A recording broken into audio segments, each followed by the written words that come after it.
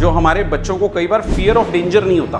एक characteristic symptom आता है हमारा कि उनको खतरों की समझ नहीं होती, जो कि उनके लिए रिस्की हो सकता है। तो इस तरीके से हम एक सिमुलेटेड वो बना सकते हैं इन्वायरमेंट, जिसमें कि जैसे अभी आपके उसमें आया कि ठीक है वो लॉक का आपने एक एग्जांपल लिया कि एक बच्चा किसी का लॉक हो गया था गाड़ी में, तो 45 मिनट्स लगे हमें उसको एक तरीके से रेस्क्यू करने के, क्योंकि चाबी भी गाड़ी के अंदर थी और उसने लॉक कर दिया था और उसको खोलना नहीं आ रहा था। तो इन्होंने उससे एक लेसन लेते हुए क्या किया कि इन्होंने खुद गाइडेड वे में बच्चे को पहले समझाया, प्रैक्टिस करवाई और फिर उसको लॉक करके बाहर खड़े हो गए कि ओके, इशारा किया कि इसको खोलो या कुछ करो। तो ठीक है, छोटी छोटी चीजें आपने सिखानी शुरू की। हालांकि एक्सीडेंटल चीजें हर चीज प्रेडिक्ट नहीं की जा सकती, कभी भी किसी भी तरीके का हो सकता है, बट यस जो हमें समझ आ जाए उससे एक एक्सपीरियंस, उसको हम लेसन लेते हुए ये कर दें, ये एक अच्छा एग्जांपल था।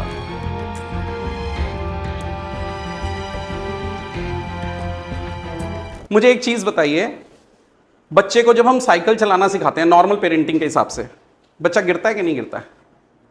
चोटें लगती हैं कि नहीं करती हैं? क्या हम अपने सभी जो भी नेचुरली जो न्यूरोटिपिकल हमारे ग्रोइंग बच्चे हैं उनके साथ भी हम उनके साथ 24 घंटे तो नहीं रहते हैं?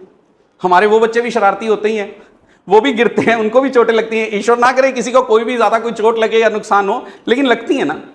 ये एक नॉर्मल पैटर्न है हमारे जिंदगी का, हम गिरते हैं उठते हैं, गिरते हैं उठते हैं। हाँ, आपका सवाल यहां पर थोड़ा इंपॉर्टेंट इसलिए हो जाता है क्योंकि मेरा बच्चा सुन नहीं रहा, समझ नहीं रहा, या वो मेरे बिल्कुल कहने में या उसको इन्वायरमेंटल अवेयरनेस में उसको कुछ समझ नहीं आ रही है। तो इसमें दोनों चीजें करनी पड़ेंगी। एक्सपोजर तो देना पड़ेगा, लेकिन थोड़ी सी एक्स्ट्रा प्रिकॉशंस के साथ। आप अनअटेंडेड एक एक घंटे के लिए अभी मत छोड़िए, आप 10 मिनट के लिए रहिए, लेकिन उसके आसपास रहिए। आप उसको एक्सपोजर दीजिए। वो झूले से आ रहा है, झूले से स्लाइड कर रहा है, गिर सकता है, चोट लग सकती है, थोड़ा सा एक्स्ट्रा केयरफुल रहिए। लेकिन शायद उसको चोट लग जाएगी, शायद उसको कुछ हो जाएगा और इसके चक्कर में मैं उसको कुछ भी हार्म ना हो जाए, इस चक्कर में अगर उसको कुछ भी एक्सपोजर नहीं करूंगा तो मुझे लगता है कि वो जो कॉस्ट बेनिफिट रेशियो है वो खराब हो जाएगा। मेरे एक नुकसान को बचाने के चक्कर में शायद मेरा बड़ा नुकसान हो जाएगा। तो मुझे थोड़ा सा अपने आप को अलर्ट रखना पड़ेगा। मैं पूरी रिस्पेक्ट करता हूं आपके सवाल की, लेकिन इसमें कहना तो यही पड़ेगा कि छोड़ो छोड़ना है, साथ रहना है, ध्यान पूरा रखना है। जैसे जैसे बच्चा अडेप्ट हो जाएगा उस सिचुएशन से, हम अपनी डिस्टेंसिंग दूर करते रहेंगे, लेकिन एक्सपोजर देंगे नहीं ना तो ये होगा नहीं। और एक चीज और, मैं जितनी भी बातें बता रहा हूं ना, सब अर्ली इंटरवेंशन के पॉइंट ऑफ व्यू से बता रहा हूं। मेरे पास बहुत एक सवालों के जवाब आते हैं कि जी आप कह रहे हो, कहना बड़ा आसान है, मेरा 22 साल का बच्चा है, कहाँ वो ये करेगा। मैं पूरे विद रिस्पेक्ट में ये मानता हूं कि वाकई ही उनकी उस पोजीशन पे मेरे को इसका जवाब देना मुश्किल होगा। ये अर्ली इंटरवेंशन की बात कर रहा हूं। स्टार्टिंग में अभी मैं हर चीज शेप कर सकता हूं। स्टार्टिंग में बच्चे को मैं हर तरीके से अभी कंट्रोल कर सकता हूं, उसकी फिजिकल ग्रोथ के हिसाब से, उसकी एनर्जी के हिसाब से।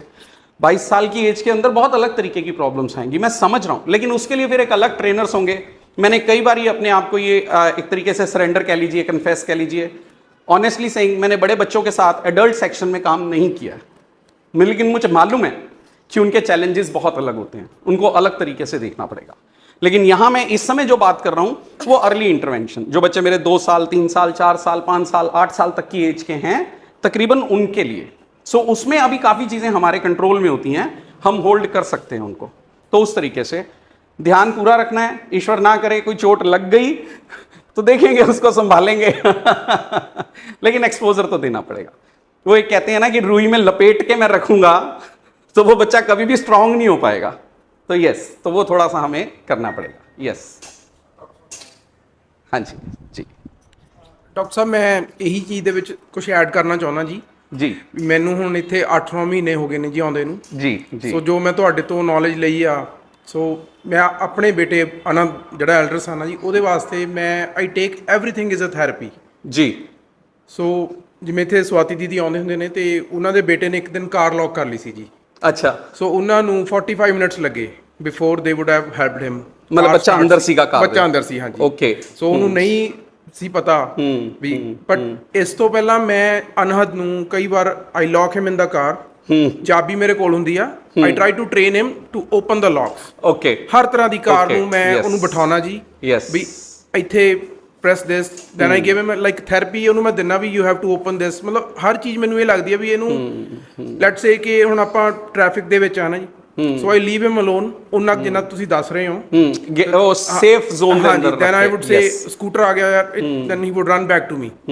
ਸੋ ਮੈਂ ਪਹਿਲਾਂ ਇਹਨੂੰ ਵੀ ਨਹੀਂ ਸੀ ਜੀ ਪਤਾ, ਹੀ ਵੁੱਡ ਨਹੀਂ ਸੁਣਦਾ ਸੀਗਾ, ਬਟ ਹੌਲੀ ਹੌਲੀ ਹੌਲੀ ਮਤਲਬ ਜਿਵੇਂ ਇਹਨੂੰ ਇੰਟਰੋਡਿਊਸ ਕਰਦੇ ਆ ਨਵੀਂ ਚੀਜ਼ ਨੂੰ, ਇਟ ਟੇਕਸ ਟਾਈਮ, ਬਟ ਉਹ ਫਿਰ ਜਦੋਂ ਸਿੱਖ ਜਾਂਦਾ ਤੇ ਫਿਰ ਸਾਡਾ ਇੱਕ ਗੋਲ ਹੋਰ ਹੋ ਜਾਂਦਾ, ਐਡ ਔਨ ਗੋਲਸ ਨੇ ਸਰ। ਮੈਂ ਇਹ ਕਹਿਣਾ ਚਾਹੁੰਦਾ ਸਾਰੇ ਪੇਰੈਂਟਸ ਨੂੰ, exposure to risk as well.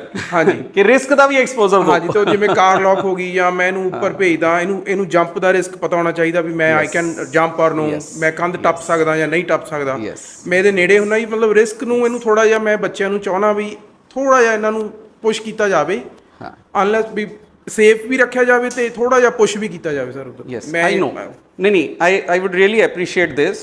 ये एक बहुत ही स्ट्रक्चर्ड वे में जो हमारे बच्चों को कई बार फियर ऑफ डेंजर नहीं होता।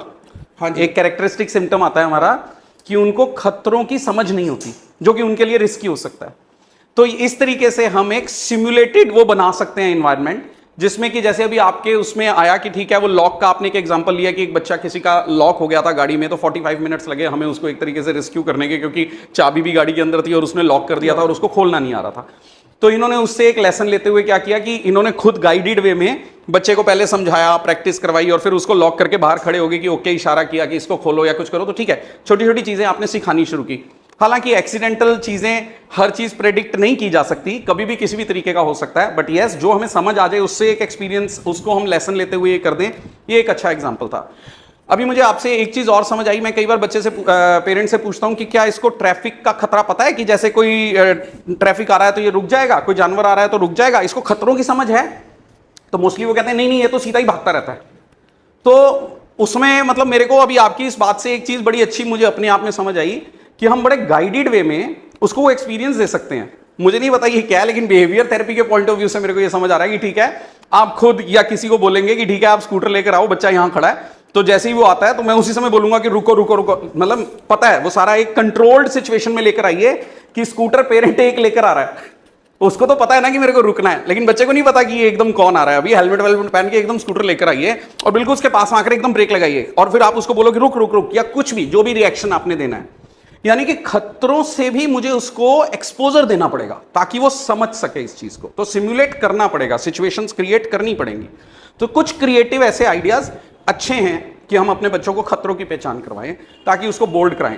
एक जनरल एक स्टेटमेंट है, the real world is very cruel.